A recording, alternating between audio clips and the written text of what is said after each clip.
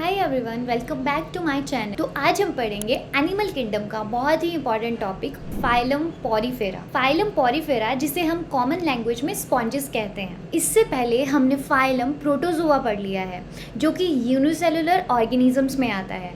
अब हम इससे आगे मल्टीसेलुलर ऑर्गेनिजम्स के बारे में पढ़ेंगे। तो मल्टीसेलुलर ऑर्गेनिजम्स में सबसे पहला फाइलम आता है फाइलम पॉरीफेरा।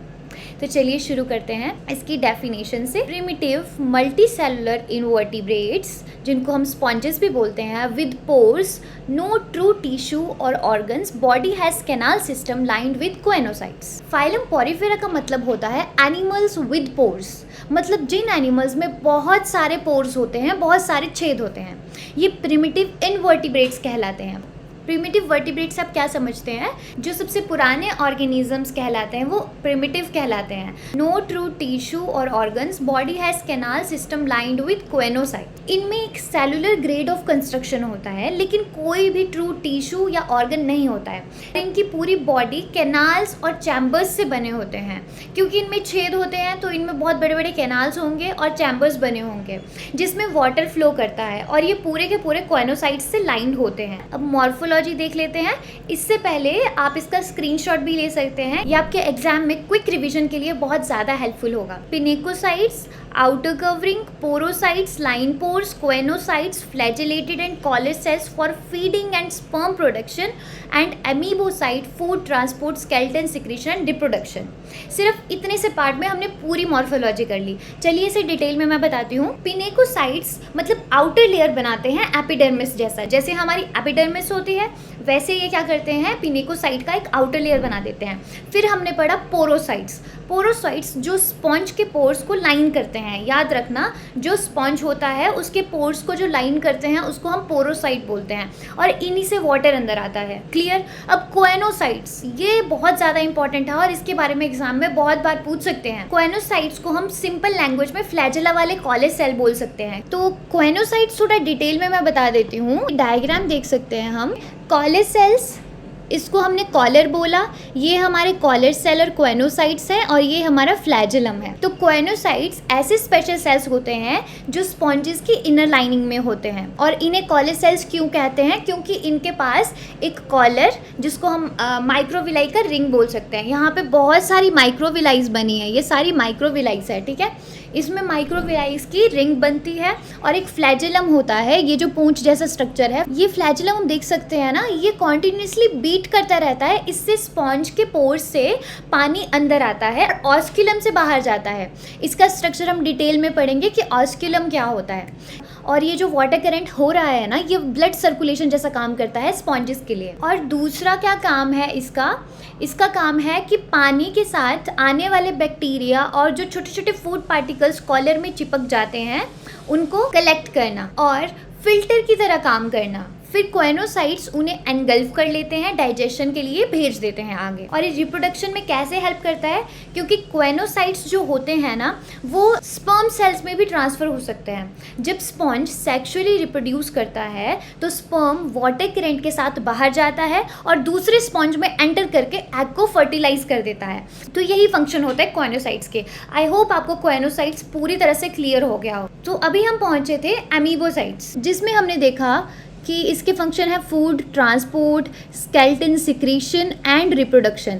तो अभी मैं थोड़ा सा आपको अमीबोसाइट्स के बारे में भी बताना चाहूँगी ताकि आपको अमीबोसाइट्स भी पूरी तरह से क्लियर हो जाए। ये जो अमीबोसाइट्स होते हैं ये अमीबा जैसे सेल्स होते हैं। अमीबा तो सबने ही देखा है जिनके पास स्यूडोपोडिया होते हैं और ये स्यूडोपोडिया की हेल्प से मूव करते रहते हैं। और ये स्पॉन्ज की बॉडी में मीजोहाइल में रहते हैं। मीजोहाइल जेली लाइक मिडल लेयर होती है स्पॉन्ज की। और इसके फंक्शन, कोएनोसाइट पानी से फूड पार्टिकल्स को तो पकड़ लेते हैं बट कोएनोसाइट फूड को अमीबोसाइट को दे देते हैं और फिर अमीबोसाइट उस फूड को डाइजेस्ट करके पूरी बॉडी में डिस्ट्रीब्यूट करता है। साइट्स स्पिक्यूल्स और स्पॉन्जिन बनाते हैं। ये कैल्शियम कार्बोनेट और सिलिका के स्ट्रक्चर्स होते हैं जो स्पॉन्ज का स्केलेटन तैयार करते हैं। और अमीबोसाइट रिप्रोडक्शन में भी हेल्पफुल होता है क्योंकि ये सेल्स टोटीपोटेंट होते हैं। टोटीपोटेंट का मतलब कि ये किसी भी सेल टाइप में चेंज हो जाते हैं, इसलिए ये बड्स बनाते हैं या कभी कभी एग्स बनाने में भी हेल्प करते हैं और इससे एसेक्सुअल रिप्रोडक्शन होती है। तो आई होप आपको कोएनोसाइट्स भी क्लियर हो गया है और एमीबोसाइट्स भी क्लियर हो गया है। अब हम इसके कैरेक्टरिस्टिक्स पे बात करते हैं। No definite symmetry, multicellular but no true tissue और organs, sessile aquatic mostly marine, asexual and sexual budding, gonochoristic and hermaphrodite reproduction, no nervous system, larval stage planktonic, filter feeders with skeleton of spicules. इनमें कोई definite symmetry नहीं होती। Clear? Multi cellular होते हैं लेकिन कोई भी ट्रू टिश्यू और ऑर्गन्स नहीं होता, ये भी क्लियर है।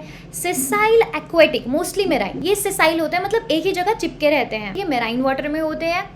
और एसेक्सुअल रिप्रोडक्शन बडिंग के थ्रू होती है और सेक्सुअल रिप्रोडक्शन गोनोकोरिस्टिक और हर्माफ्रोडिटिक भी हो सकते हैं। गोनोकोरिस्टिक और हर्माफ्रोडिटिक से आप क्या समझते हैं कि गोनोकोरिस्टिक जो होते हैं उनमें अलग अलग मेल फीमेल होते हैं और हर्माफ्रोडिटिक से हम क्या समझते हैं, एक ही ऑर्गेनिज्म में मेल और फीमेल होगा।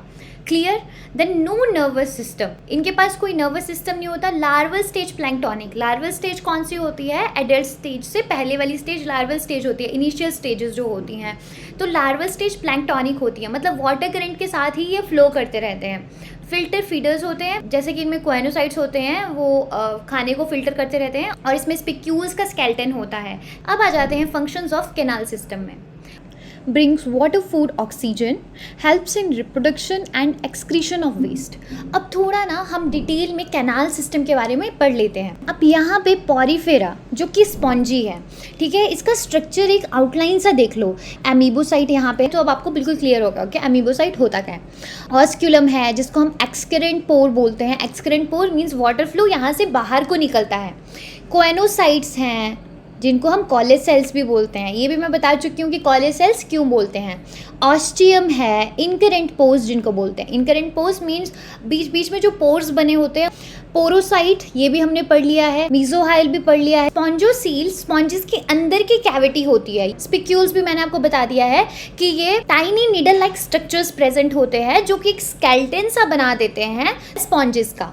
देन पिनेकोसाइट्स भी हम पढ़ चुके हैं, एपिडर्मल लेयर है। ऑस्टियम भी पढ़ सकते हैं, ऑस्टियम भी पढ़ चुके हैं जो कि इनकरेंट पोर, इसके थ्रू क्या होगा, वाटर अंदर को जाएगा। तो ये पूरा स्ट्रक्चर क्लियर है होना चाहिए। यहाँ से पानी अंदर आया और यहाँ से पानी बाहर जा रहा है। तो अभी हमने क्या पढ़ा, इसमें छोटे छोटे पोर्स होते हैं जिनके थ्रू वाटर अंदर आता है और इन पोर्स को हम ऑस्टिया कहते हैं।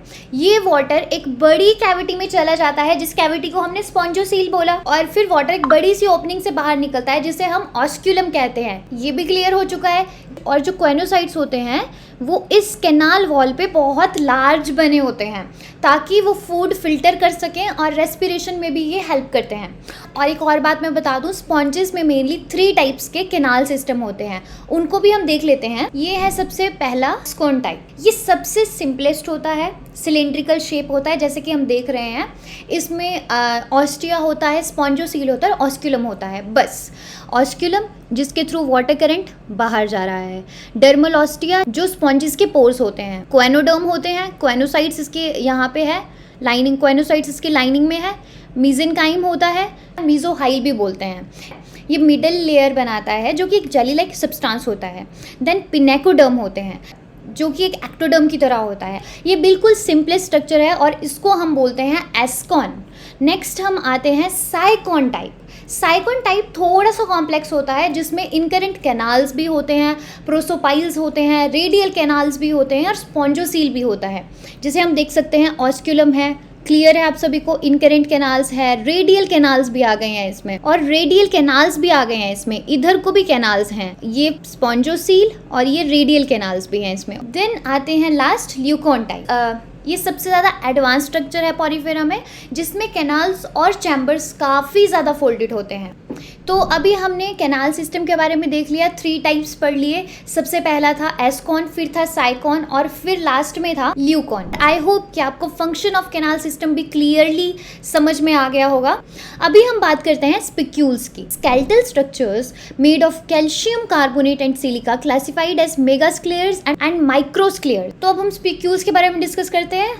तो उसके डायग्राम्स देख लेते हैं, बिना डायग्राम्स से हमें थोड़ी प्रॉब्लम होगी। तो ये है हमारे स्पिक्यूल्स। अब स्पिक्यूल्स मैंने बताया था आपको टाइनी निडल लाइक स्ट्रक्चर्स होते हैं। तो ये अलग अलग स्ट्रक्चर्स बताए हैं। सबसे पहले ये दिख रहा है ना, ये वाला स्पिक्यूल, ये है मोनोएक्सॉन। मोनोएक्सॉन मीन्स वन ही साइड से ये आगे को बढ़ रहा है। और ये है डायएक्टिनल मोनोएक्सॉन। सबसे पहले मैं आपको ये क्लियर कर देती हूँ कि एक्सॉन का क्या मतलब होता है और रेज का क्या मतलब होता है। अगर आपको ये क्लियर हो गए तो आपको इनको समझने में बिल्कुल भी टाइम नहीं लगेगा। एक्सॉन मतलब एक लाइन जैसा स्ट्रक्चर, ठीक है। अगर एक लाइन बनी है तो वो एक्सॉन है, ये एक लाइन है, ये एक्सॉन है। और अगर इससे ब्रांचेस निकल रही हैं तो वो रेज हैं, ठीक है। तो अभी एक ही लाइन है तो वो मोनोएक्सॉन, 2 लाइन है तो डाईएक्सॉन, 3 लाइन है तो ट्राई, ऐसे करके ये डिफ्रेंशिएट किए गए हैं। तो यहाँ पे ये एक ही लाइन है तो इसको क्या बोलेंगे, मोनोएक्सॉन। तो है तो ये मोनोएक्सॉन, 1 ही लाइन है, बट ये डाईएक्टिनल है। और ये कैसी है, मोनोएक्टिनल, एक ही साइड को एक्टिव है, बट ये दोनों साइड से एक्टिव है तो डाईएक्टिनल मोनोएक्सॉन। और ये क्या है, कर्व्ड है, तो ये कर्व्ड मोनोएक्सॉन। और यहाँ पे भी ये एक ही लाइन है, ये भी मोनोएक्सॉन ही है, बट इसको बोलेंगे मोनोएक्सॉन विद हुक्ड एंड्स। ओके, अब यहाँ पे कितने हैं, 1 है, 2 है, 3 है, 4 है, तो इसको टेट्राएक्सॉन बोलेंगे। यहाँ पे 1, 2 एंड 3, तो ये ट्राईएक्सॉन है। ट्राइडिएट भी बोलते हैं और ट्राईएक्सॉन भी बोल सकते हैं। 1, 2, 3, 4 कैल्थ्रॉप्स भी बोल सकते हैं और टेट्राएक्सॉन भी बोल सकते हैं। तो ऐसे ही डिफरेंट टाइप के एक्सॉन हमारे बनते हैं, ठीक है। तो चलिए यहाँ पे पढ़ लेते हैं, मोनोएक्सॉन, टेट्राएक्सॉन, ट्राईएक्सॉन, पॉलीएक्सॉन, स्फीयर्स एंड स्फीयर्स एंड डेस्मा से क्या समझ, स्फीयर्स जो थोड़ा राउंडेड बॉडी होगी, और डेस्मा से हम ये समझते हैं ये कैसे स्पेशल टाइप के होते हैं जो इरेगुलरली डिपॉजिट होते हैं। अब आ जाते हैं economic importance, source of lime, commercial sponges, indicator of pollution, role of fossil formation. कुछ स्पॉन्जेस को कमर्शियल यूज़ के लिए निकाला जाता है, बाथिंग और क्लीनिंग पर्पस के लिए। और कुछ स्पॉन्जेस के स्पिक्यूल से लाइम और चॉक डिपॉजिट्स बनते हैं जो जियोलॉजिकल स्टडीज़ में काम आते हैं। स्पॉन्जेस का यूज़ वाटर पॉल्यूशन इंडिकेटर के रूप में भी किया जाता है क्योंकि ये फिल्टर फीडर्स होते हैं। और फॉसिल स्पॉन्जेस से हमें अर्थ के पास्ट एनवायरनमेंट का आइडिया मिलता है। और सबसे इम्पॉर्टेंट, स्पॉन्जी का रोल इकोलॉजिकल बैलेंस बनाए रखने में होता है क्योंकि ये वाटर को कॉन्टिन्यूसली फिल्टर करता रहता है। तो दोस्तों, फाइलम पॉरीफेरा में हमने देखा डेफिनेशन और कैरेक्टरिस्टिक्स, उनकी मॉर्फोलॉजी, उनके different cell types, body structure और कैनाल सिस्टम के फंक्शंस, स्पिक्यूल्स और उनके टाइप्स। अगर आप ये फ्लो चार्ट याद रखते हो तो पूरा पॉरीफेरा आपके एग्जाम के लिए क्लियर हो जाएगा। और नेक्स्ट वीडियो में हम और फाइलम्स डिटेल में कवर करेंगे। Till then, happy studying. Thank you.